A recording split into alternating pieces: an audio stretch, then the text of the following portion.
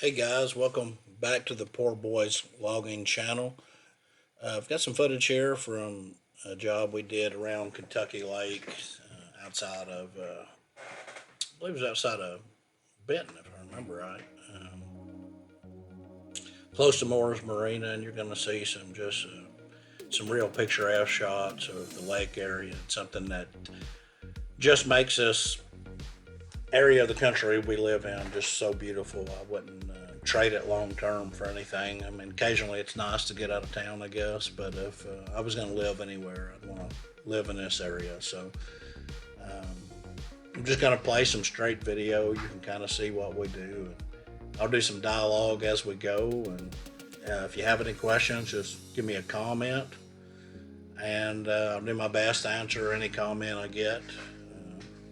It's a rainy day here in Western Kentucky, so I'm going to take some time to make a video. So this is about a 150 acre job. I think we did this last summer.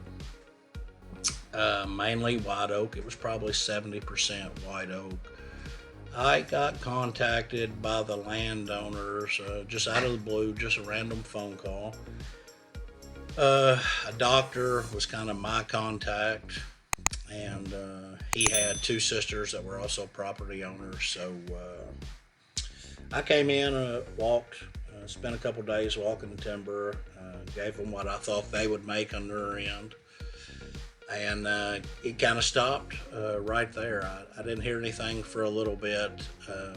He had told me that he had some developers trying to get involved, and it was basically a money decision for them. They were trying to figure out, the best way for them to use the property and make the most money for their family. And they've got a house on this property across the road, so this is something for the most part they're going to be around long term. But I think a couple months might even went by and I hadn't heard anything.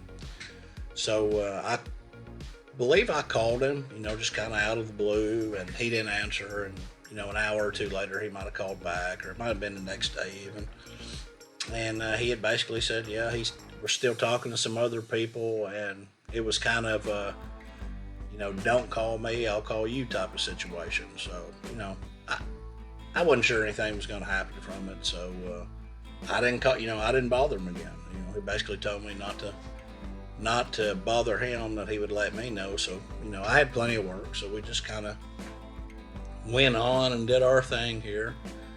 And you can see Ben, he's in the knuckle boom, and Morgan, he's probably on the skidder, and I'm hiding somewhere probably behind that semi, operating the drone. So, but anyway, he did call back, and he was gonna sell part of the property, but he was gonna retain the timber rights.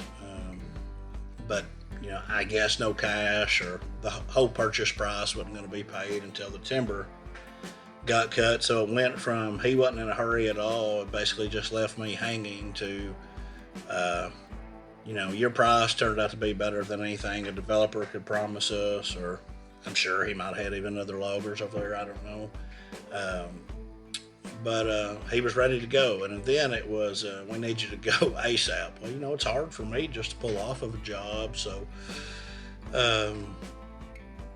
I'm trying to remember exactly how it worked out. I think I ended up finishing the job maybe 2 or 3 weeks after that phone call, and I was able to rearrange some things, rearrange the job. I had another white oak job locked up, already under contract. I think that's where I was going next, and I got them to allow me to just move on to this job and put that other white oak job, which it wasn't near as big as this one, on the back burner. So that's what we did, and we went over here, and it's 150 acres, I'm pretty sure, but it's in 3 different chunks. It's got 2 or 3 roads going through the middle of it. So we had to switch our landings, and these are just county roads. They're not double lane highways, so they're tight roads. And this, most of the people that live out here, these are their vacation homes, or they're not used to seeing, big semis and things like that. So, it was a job getting set up, and I think this is where we had our landing first, right where we're at now. And you can see Tim, he's in the cutter, and he's working on opening up the drag roads. And if you can look there on the right part of the screen, you can see how he's got those white oak trees already bundled together. So the skidder, he's just going to back in and he's going to grab these and take off. He doesn't have to waste time putting trees together or looking for trees. The cutting machine already takes care of that. And yes, those cutting machines are expensive, but I'll say this: you'll be very surprised in the amount of fuel you'll save in a skidder when you've got a cutting machine bunching. Okay?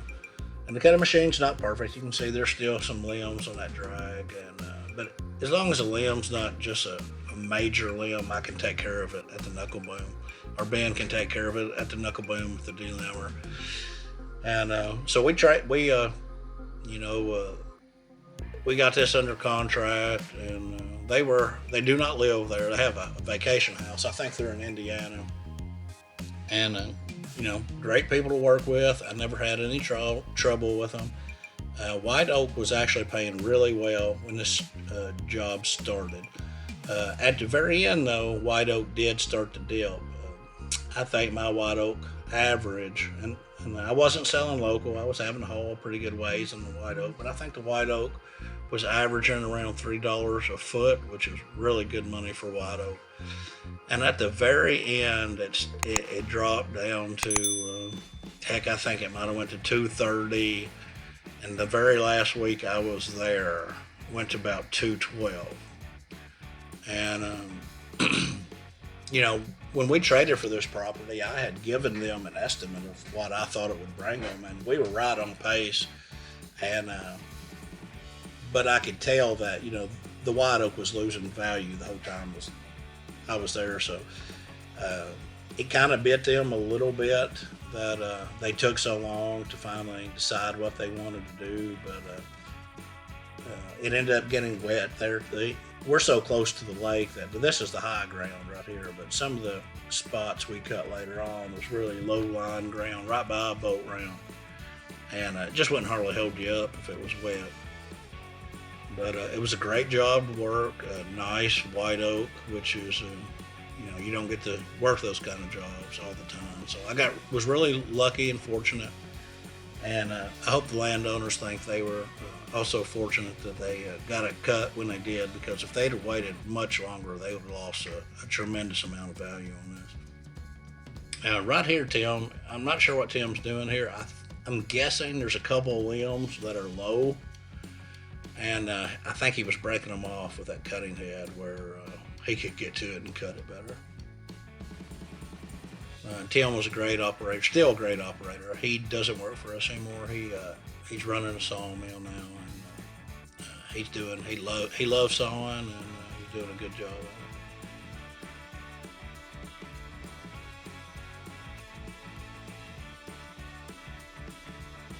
But yeah, usually it took me about 45 minutes to get there in the semi, and that's about as far as I really care about working away from home. Normally, we just work right in our backyard, but because this had so much white oak in it, we agreed to do it. And everywhere you see there, across the road, where he's looking at, that's his property. That's Kentucky Lake.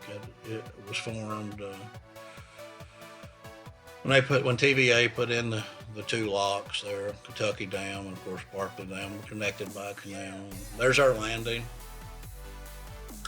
And you can see, even though I'm wasting time, I'm hiding there behind a semi. I don't realize you can see me. When I do these, I try to get off camera. But you can see some of these houses here. You know, just amazing houses, and a lot nicer than what I live in, which I'm happy with my house, but they're, you know, nothing compared to those. But we're doing lots of sorts. I can see there's just standard saw logs there, I believe. That could be grade, but I think it's saw. They're decent sized logs, though. But, there's white oak. You can see that huge, just white oak pile there.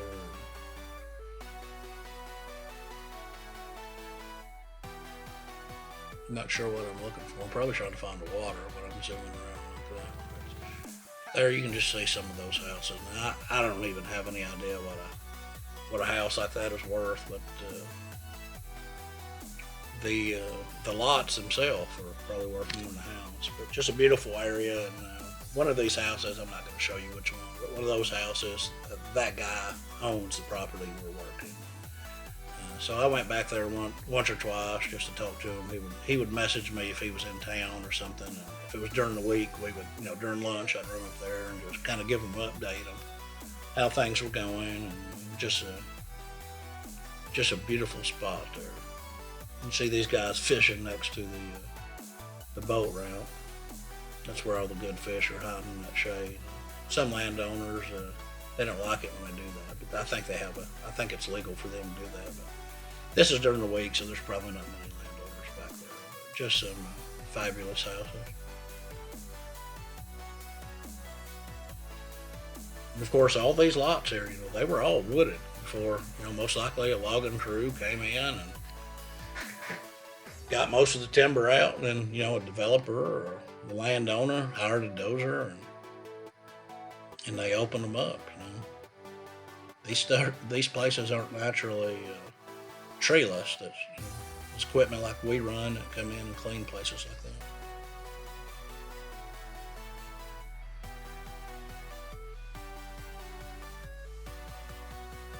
But it was a neat job, a fun job to work, and good people to work with. The white oak cut pretty good. It did show a little bit of mineral on some of the hillsides where it was kind of rocky, but we tried to keep it clean next to the road. You see, we got that dozer parked next to the road. A lot of people walk that road, for exercise or take their dogs walking, so we didn't want it to be super messy, but you can tell that the wood's coming out quick. There's wood everywhere. I see at least 2 drags there at the landing and haven't even been pulled to the knuckle boom yet. And this is a typical job site for us. We're doing lots of sorts, and you can see we got mats underneath the semi and going to the road. When you're working on these county roads, you have to be really careful when you are pulling onto the road and if you're turning on the road, because some of those roads aren't meant for heavy loads like load logs, one of these big semis. So I put those mats next to the roads, and that way I can fall down onto the road instead of trying to climb over it. And it seems to hold the trucks up a lot better and doesn't damage the road.